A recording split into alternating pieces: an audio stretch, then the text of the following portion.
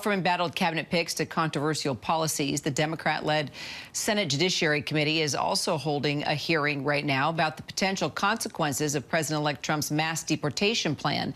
That hearing comes as Trump recently re-upped his vow to deport millions of undocumented immigrants on day one of his upcoming administration. Lawmakers warning that Trump's plan is unfair to immigrants who have been working towards citizenship and that the American people will pay for these extremist policies. Over 4.8 million people have been here for 25 years or more, with no path to permanent legal status, no line for them to stand in.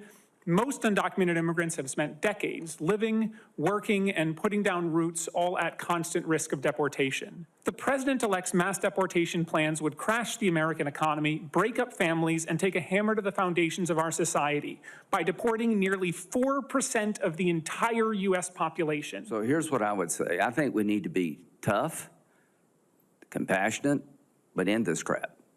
If you're trying to poison America, you're a drug cartel, your days are numbered. We're coming after you, hopefully working with Mexico. If you've had your full day in court and you lost, it's time for you to go and try to do it right. I'm Maria Villarreal, covers immigration for us. So, Maria, both Democrats and Republicans have said they believe undocumented immigrants who have criminal records should be deported. So where's the disconnect on messaging here? You know, Kira, I think you hit the nail on the head. It's all about the messaging. And it's really interesting because you can actually hear it in Senator Lindsey Graham's conversation point that he just made right now. I mean, he didn't say all immigrants, right, need to be deported. He was very specific in talking about people who have, one, come here and committed crimes, and then two, are in the queue for deportation. I think what has happened is both sides of this agree that the American people have spoken. We saw it, you know, in the election in November. They obviously want change when it comes to our immigration system. I think the question is, how exactly is that going to get done? And more importantly, who is going to go first? I think you're going to hear some very strong opinions from Republicans talking about everybody needs to go because we need to put Americans first. And then on the flip side of it, you're going to hear Democrats talking about a more humanitarian approach that creates pathways to citizenship. Again, all in the verbiage of how we put this together. But if you talk to everyday Americans, they say, listen, we just want the problem fixed, get it done, and that will eventually fall on Congress. So you heard what that one expert witness said. There's a real concern that Trump's deportation plan will crash the economy. How could that happen? And is there any way to avoid that?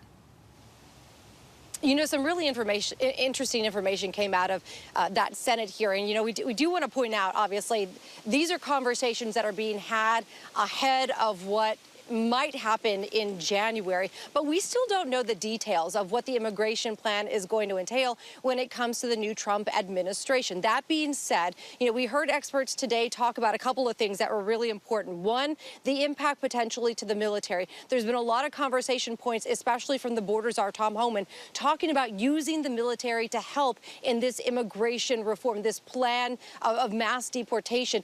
He made it very clear the only way they can do that is with the military's help. But when we listen to this retired general talk about the military and their role to protect Americans as a whole, he talked about the military taking a hit if they were having to do this work at the border. He says, listen, we're not trained for that. Also, the cost of this, right? We're talking about putting an immigration plan in place that some experts are saying could take over $900 billion just to deport one person. The average cost is $24,000. So we're talking about the cost of the plan itself, and then on the backside, the cost of moving all of these people out of the country and the impact that could make to our own economy. Kira? Maria Villarreal, appreciate your reporting.